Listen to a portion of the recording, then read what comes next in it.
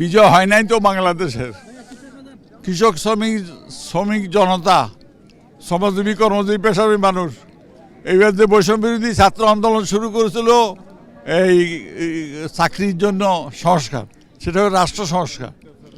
এখন এইটা যদি কার্যকরী হয়, ভাত কাপড় রুটি রুজি করবে, না খায় কেউ মরবে না, বিনা চিকিৎসা কেউ থাকবে না।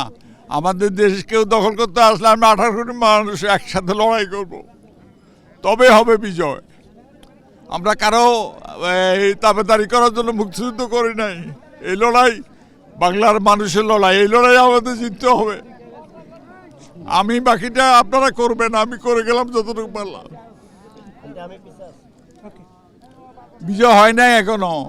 যেদিন সবাই ভাত খেতে পারবে, যেদিন সবার কাপড় হবে, যেদিন সবার বাসস্থান হবে, কর্ম হবে, চিকিৎসা হবে, সেদিনই হবে বিজয়। সংস্কার আর এই মুহূর্তে দরকার হলো সংস্কার। হ্যাঁ, এই আবু সাইদ কি রক্ত দিয়েছে নির্বাচনের জন্য? নির্বাচন আমরা অবশ্যই চাই, তবে শুধু নির্বাচন নয়, সংস্কার ছাড়া নির্বাচন হবে না।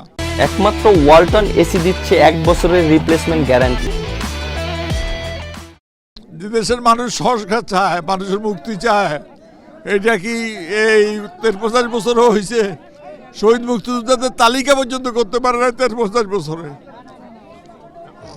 53 বছরে শহীদ মুক্তিযোদ্ধা বুদ্ধিজীবীদের তালিকা হয় না। এটা কিসের বিজয়? কার বিজয়? স্বৈরাচারের বিজয়, যারা ক্ষমতা আছে তাদের বিজয়।